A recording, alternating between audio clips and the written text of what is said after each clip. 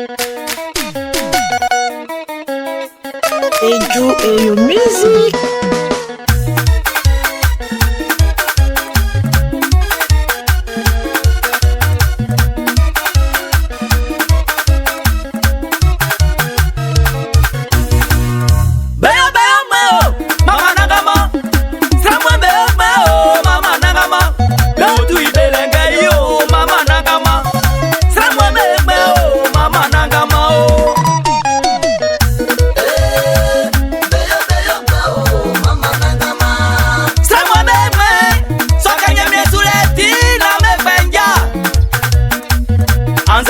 Misu mama nangama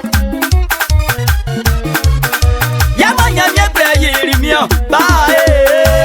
nani asamela o mama nangama wa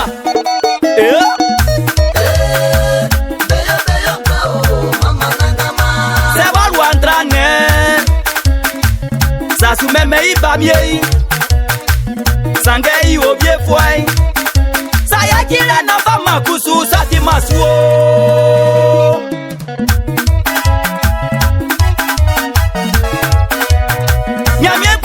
sayo e mama nangama samwa meme o mama nangama o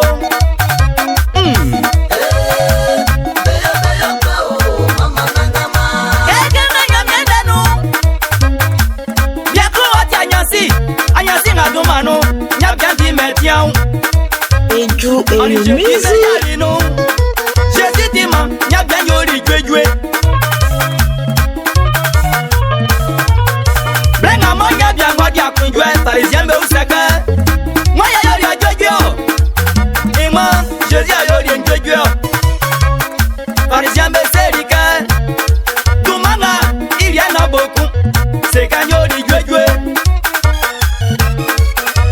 abi Jésus Christ masrapa na boduma o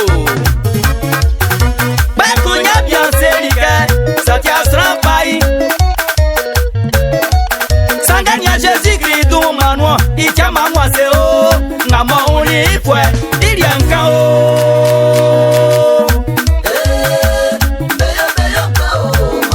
Kazatinya samwembe kwa miu mama nangama wa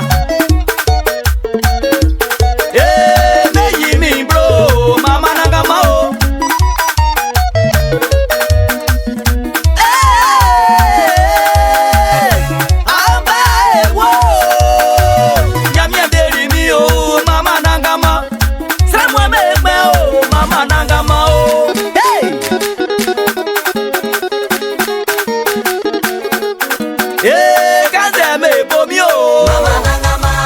meyi mi bro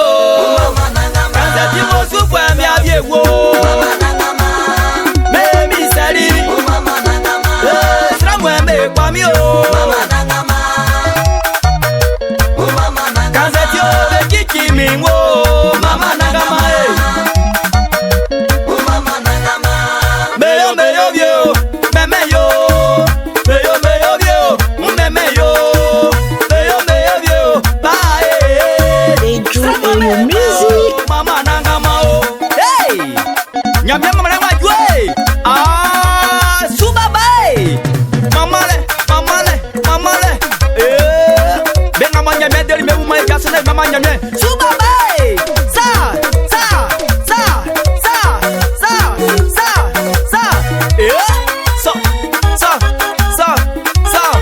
Alléluia